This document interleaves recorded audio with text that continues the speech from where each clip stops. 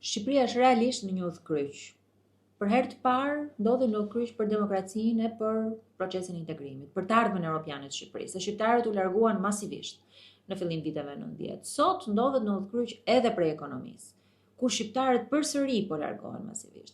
Të dhënat e Eurostatit për vitin 2024 tregojnë se 44.000 shqiptarë janë larguar në vendet e BE-s. Në pikun e pandemisë 2021-2022 u larguan 180.000 shqiptarë. Dhe mos harrojmë që 60% e atyre që largohen janë të rinj. Janë të rinj të cilët nuk kanë mundësi ekonomike në Shqipëri.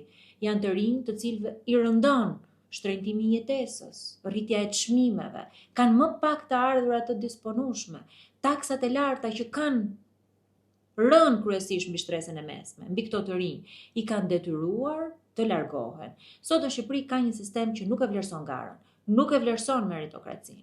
Ka një ekonomi të kapur në pak duar dhe kjo mungesë gare e cila reflektohet qoftë në ekonomi, qoftë në administratë publike, në çdo sferë, është arsyeja kryesore sepse të rinjt largohen, sepse bizneset mbyllen, është arsyeja kryesore të investimeve më të pakta në ekonomi. E këto arsye nuk erdhën brenda natës. Ekonomia nuk është ftohur brenda natës. Shifrat kanë qenë atje, treguesit kanë qenë atje për një ndryshim strukturor që ka ndrodhur në ekonomi që ka sjellë pasoja fatale për të ardhmen e të rinjve dhe për të ardhmen e shqiptarëve që janë detyruar të largohen. Këto duhet ndryshojmë ne, sistemin ekonomik që sot e kanë pasur pa gëtuar.